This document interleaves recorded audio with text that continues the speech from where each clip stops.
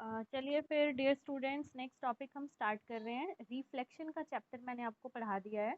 तो रिफ्लेक्शन के बाद हम नेक्स्ट चैप्टर स्टार्ट कर रहे हैं, दैट इज रिफ्रैक्शन। पहले हमने पढ़ा है रिफ्लेक्शन, अब पढ़ रहे हैं रिफ्रैक्शन। रिफ्रैक्शन जो है ये लाइट की अगेन प्रॉपर्टी है, जिसमें लाइट अपने पाथ को चेंज कर लेती है जब वो एक मीडियम से दूसरे मीडियम में ट्रेवल करती है। तो refraction meaning phenomena of change in the direction of light when it goes from one medium to another medium। हमने प्रीवियस लेसन में सुना था कि रिफ्लेक्शन में लाइट सेम मीडियम में जब बाउंस बैक हो जाती है उस फिनोमिना को रिफ्लेक्शन बोलते हैं। ये था रिफ्लेक्शन। लेकिन रिफ्रैक्शन में क्या होता है, लाइट का मीडियम चेंज हो जाता है। तो सपोज करते हैं एक ग्लास स्लैब, क्योंकि ग्लास स्लैब ट्रांसपेरेंट है तो हम रिफ्लेक्शन ग्लास स्लैब के केस में स्टडी करेंगे। तो ये ग्लास स्लैब जिसकी थिकनेस टी है हमने एज्यूम कर ली। ये इंटरफेस है। इंटरफेस का मतलब होता है वो बाउंड्री जो दो मीडियम को आपस में सेपरेट करती है। ऊपर एयर है और this is glass slab, medium बदल गया। तो लाइट ने जब यहाँ पे एंटर करना है, सपोज लेजर लाइट ही है, हम इसके ऊपर फॉल करवा रहे हैं, दिस इज इंसिडेंट रे। ठीक है। तो लाइट जैसे इसमें एंटर करेगी ये नॉर्मल है। नॉर्मल मतलब सरफेस का ऐसे परपेंडिकुलर। तो लाइट को जाना कहाँ चाहिए था, एक्चुअल में लाइट को ऐसे स्ट्रेट पाथ में जाना था, ऐसे बिल्कुल सीधा सीधी लाइट ट्रेवल करनी चाहिए थी। बट जैसे ही लाइट इंटरफेस पे आएगी, बाउंड्री पे आएगी, ये अपने पाथ से बेंड हो जाएगी और ऐसे बेंड होके इधर मुड़ जाएगी। ए से लेके ओ तक, ओ से लेके बी तक। तो जो लाइट मुड़ गई ये है रिफ्रैक्टेड रे। दिस रे इज कॉल्ड रिफ्रैक्टेड रे। नॉर्मल और इंसिडेंट लाइट के बीच के एंगल को बोलते हैं एंगल ऑफ इंसिडेंस। और ये नॉर्मल इधर ऐसे बिल्कुल सीधी लाइन नॉर्मल है दोनों मीडियम का। नॉर्मल और रिफ्लेक्टेड लाइट के बीच का एंगल है एंगल आर। ठीक है। तो जो एयर है उससे बोलते हैं रेयरर मीडियम। और जो ग्लास स्लैब है वो ग्लास जो है वो डेंसर है, उसमें एटम्स जो है वो क्लोजली स्पेस्ड हैं, इसलिए इस मीडियम को डेंसर बोलते हैं। हवा के पार्टिकल्स दूर दूर हैं। तो एयर जो है वो रेयरर रेयरर मीडियम है और ये डेंसर मीडियम है। तो हुआ क्या है, लाइट का change in the direction of path when it goes from air to glass slab is called refraction. ठीक है।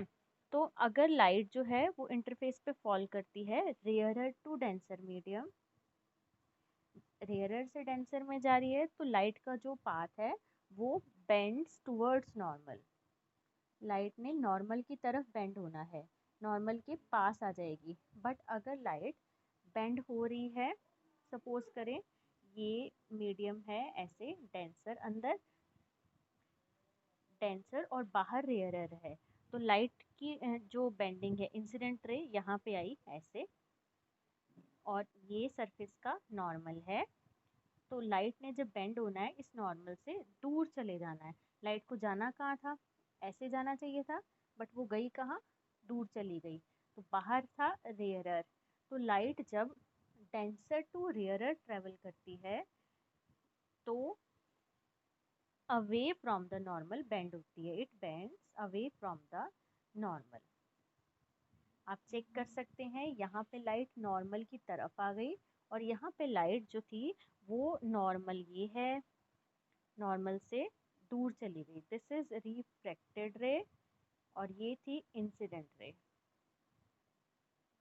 क्लियर। तो AO is called incident ray और this angle is called incidence angle.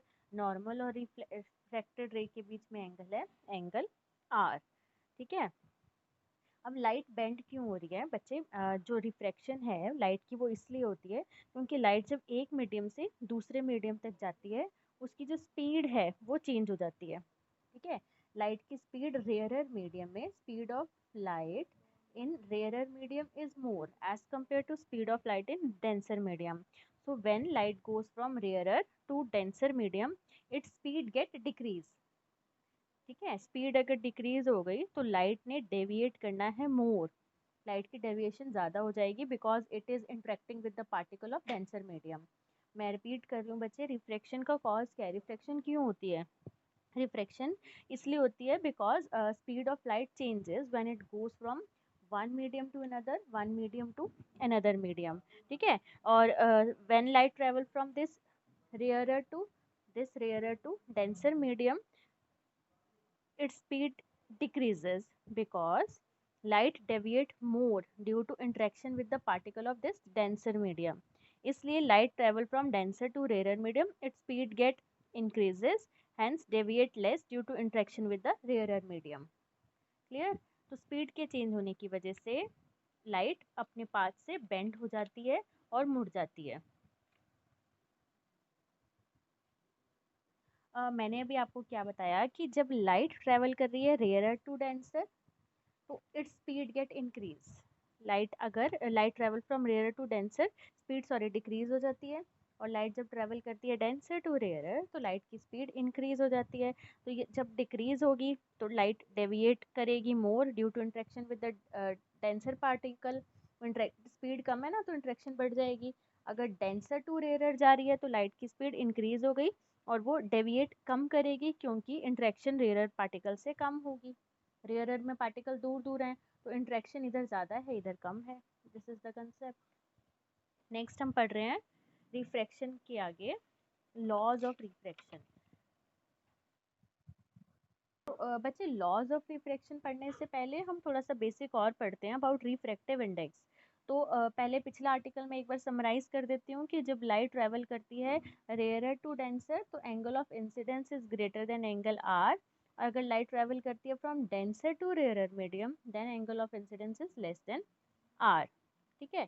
Next topic is refractive index. ये term पढ़ेंगे तो laws of reflection पढ़ पाएंगे। Refractive index एक मीडियम की प्रॉपर्टी है, और इसमें क्योंकि जब लाइट एक मीडियम से दूसरे मीडियम में एंटर होती है, तो वो अपने पाथ से कुछ बेंड हो जाती है। तो वो बेंडिंग किस फैक्टर पे डिपेंड करती है, क्योंकि लाइट की स्पीड चेंज हो रही है, तो उसी को लिंक करता है रिफ्रैक्टिव इंडेक्स।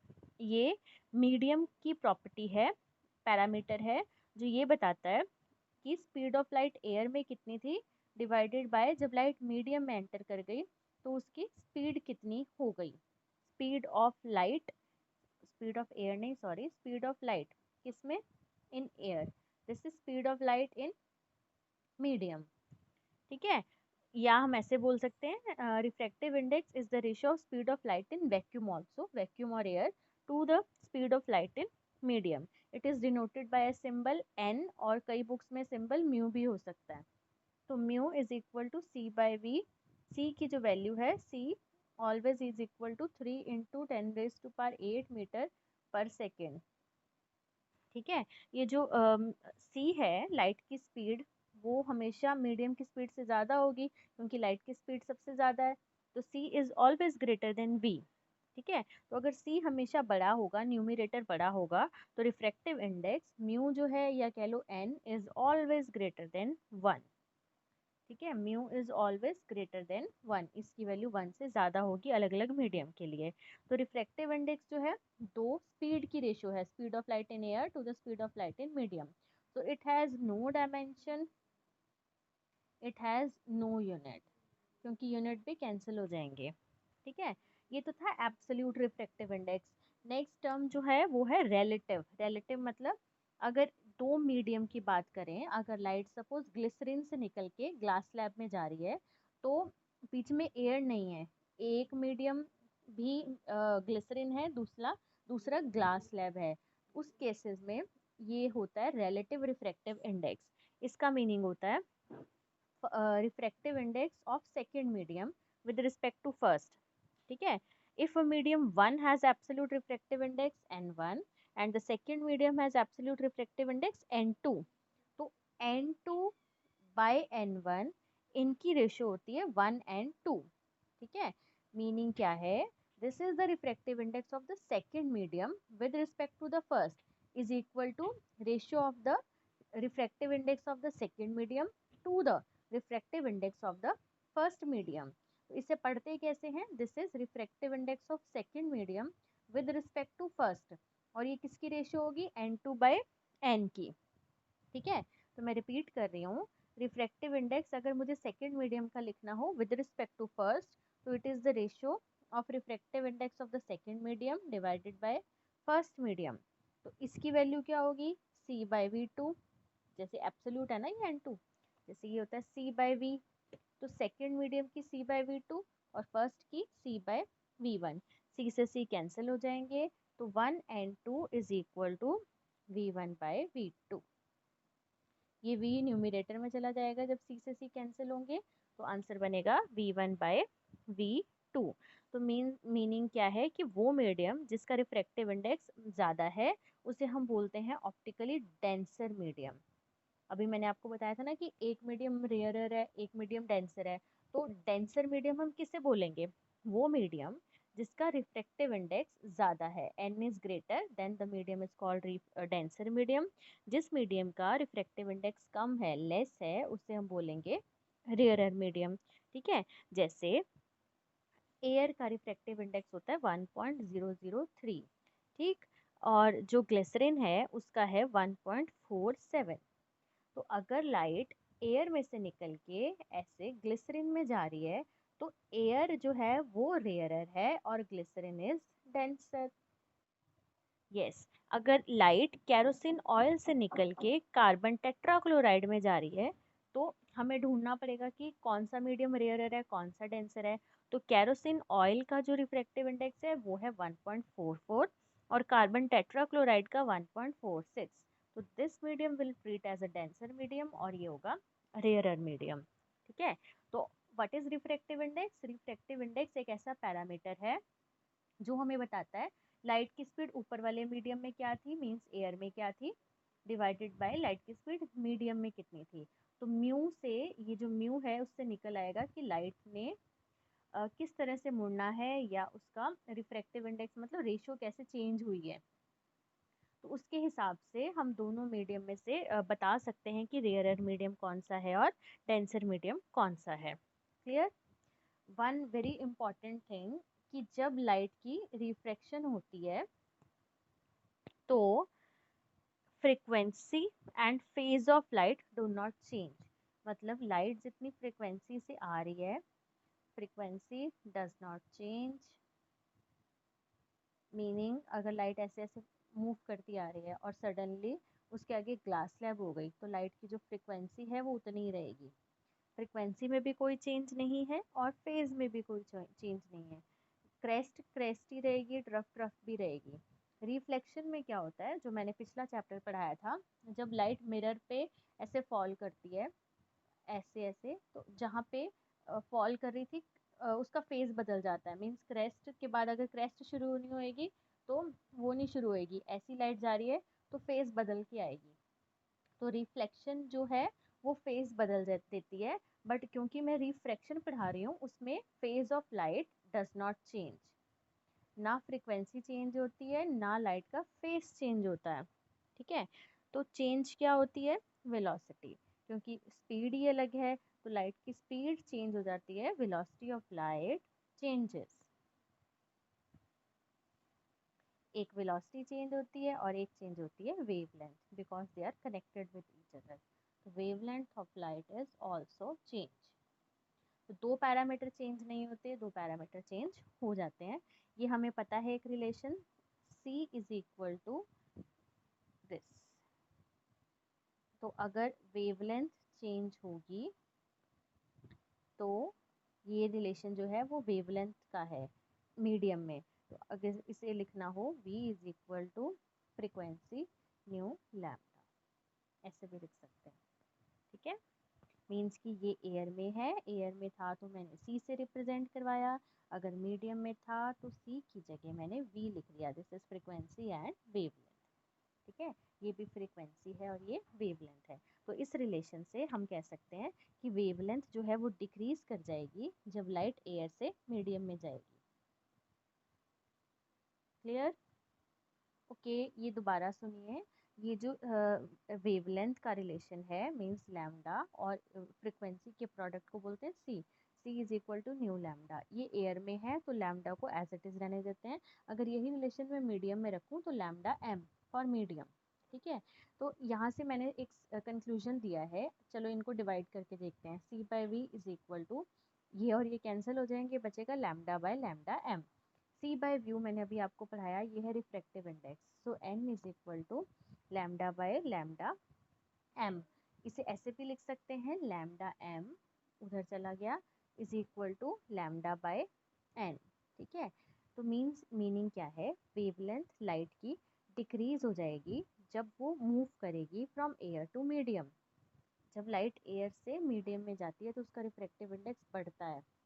ठीक है, ये जो रिफ्रैक्टिव इंडेक्स है ये बढ़ेगा, तो उसके बढ़ने से वेवलेंथ डिक्रीज हो जाएगी। मैंने अभी आपको बताया था कि जब लाइट एक मीडियम से दूसरे मीडियम में जाती है तो उसकी वेवलेंथ चेंज हो जाती है। तो यहाँ से मैंने आपको ये एक्सप्लेन किया है कि लाइट की वेवलेंथ कैसे चेंज हो जाती है, क्योंकि जब रिफ्रैक्टिव इंडेक्स चेंज होगा तो वेवलेंथ चेंज। तो कंक्लूजन मैंने यहाँ से क्या बताया है कि लाइट की वेवलेंथ डिक्रीज हो जाएगी when it goes from air to medium या ग्लास टू वाटर, ग्लास और वाटर से, क्योंकि रिफ्रैक्टिव इंडेक्स के बढ़ने से लैम्डा डिक्रीज हो जाएगा। ठीक है, सो एक क्वेश्चन आपके लिए, will there be any change in the wavelength of red light? क्या रेड लाइट की वेवलेंथ में कोई चेंज आएगा व्हेन इट एंटर्स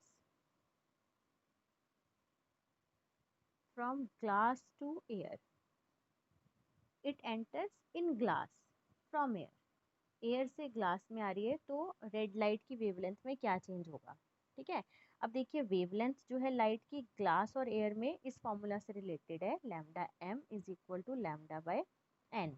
ठीक है, तो wavelength of red light in glass becomes 1/1.5 times the wavelength of air, क्योंकि ग्लास का refractive index with respect to air, refractive index of glass इसे ऐसे लिख सकते हैं, ग्लास का विद रिस्पेक्ट टू एयर वो होता है 1.5। ठीक, तो ये इस वैल्यू से वेवलेंथ चेंज हो जाएगी, मीनिंग क्या, रेड कलर की वेवलेंथ 1 बाय इस फैक्टर से डिक्रीज हो जाएगी। तो ओवरऑल मैं ये कह सकती हूँ इस फैक्टर से वेवलेंथ डिक्रीज हो जाएगी when red light will enter from glass, air से ग्लास में आ रही है। ठीक है, next article, laws of reflection.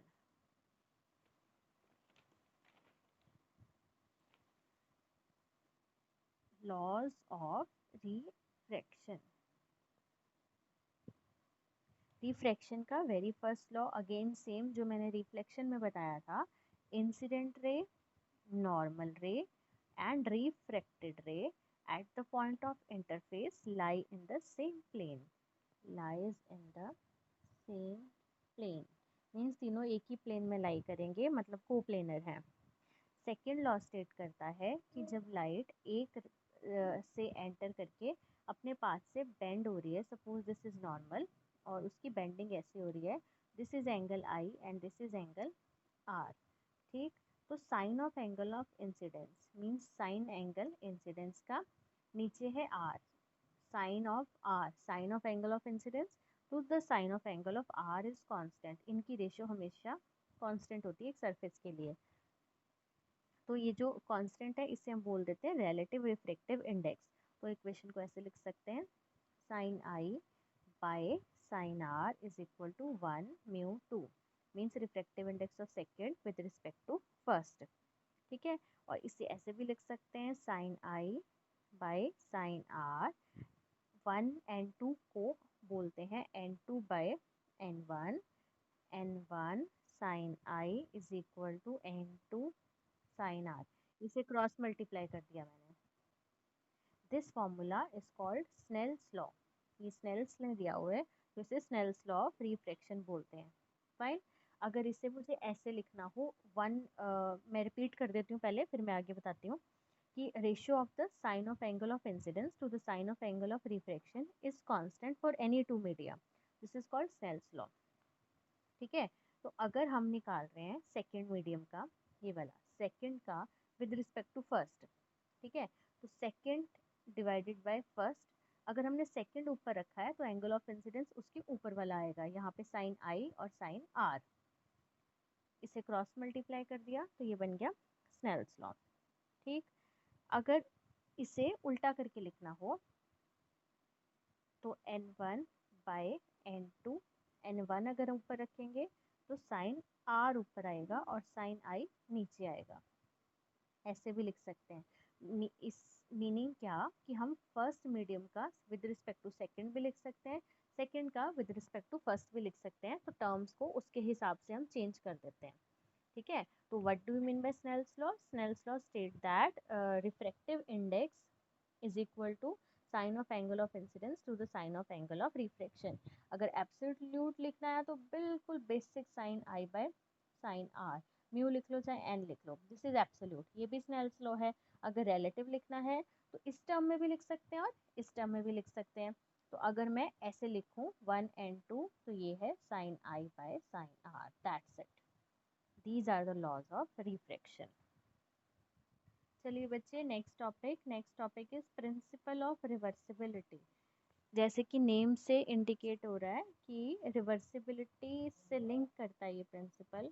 Principal of reversibility state करता है कि अगर लाइट रिफ्रैक्शन मल्टीपल, उसमें रिफ्लेक्शन और रिफ्रैक्शन हो रही है, तो वो अपने पाथ को रिट्रेस कर लेगी after suffering a number of reflection and refraction. अब इसका मीनिंग क्या है कि सपोज ये एक लाइट थी और ये इसका नॉर्मल है, और लाइट ऐसे बेंड हो गई, अपने पाथ से थोड़ी सी बेंड हो गई। ठीक है, तो अगर मिरर हम लगा दें इसके आगे, तो लाइट जिस रास्ते से आ रही थी वो उसी रास्ते से वापस चली जाएगी। मीन्स रिफ्रैक्शन और रिफ्लेक्शन को अगर हम मिरर लगा के लाइट को अपने पाथ से मोड़ दें, तो वो अपना पाथ रिट्रेस कर लेगी, दैट इज कॉल्ड रिवर्स हो जाएगी। रिवर्सिबिलिटी का ये प्रिंसिपल है। So according to this principle, if the path of ray of light is get reversed by using some mirror after after suffering refraction and reflection, it will retrace its path। ठीक है, तो मेरे diagram में इतनी bending नहीं show हो रही, so I am redrawing the diagram. Light की बेंडिंग थोड़ी सी शो करनी है क्योंकि रिफ्लेक्शन तभी ऑब्जर्व होगी। तो suppose this is normal, light ऐसे एंटर करी है, अब उसकी बेंडिंग ऐसी हुई है, तो यहाँ पे मिरर लगा दिया तो लाइट ऐसे ही बाहर निकल जाएगी जैसे आई है। ठीक, इसे अब हम सॉल्व करते हैं।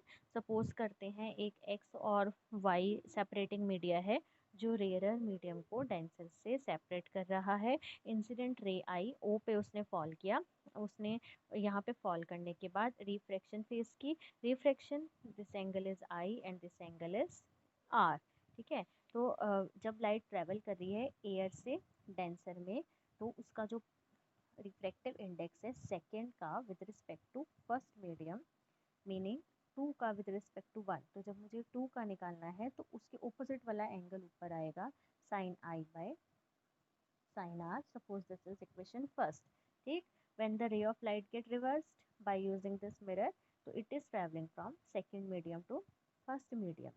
ठीक है, सेकेंड से फर्स्ट में आ रही है, तो refractive index of first medium with respect to second medium, तो ये इसे लिखते हैं n1/n2। तो जब n1 का लिख रही हूँ, मीनिंग इसका लिख रही हूँ, तो एंगल ऑपोजिट वाला ऊपर आएगा, sine r by sine I. This is equation second.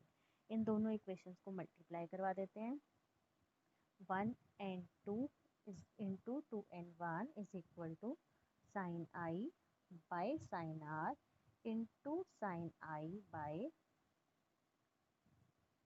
sin I by sin R, sin R by sin I। R से R, I से I cancel, so this is equal to 1।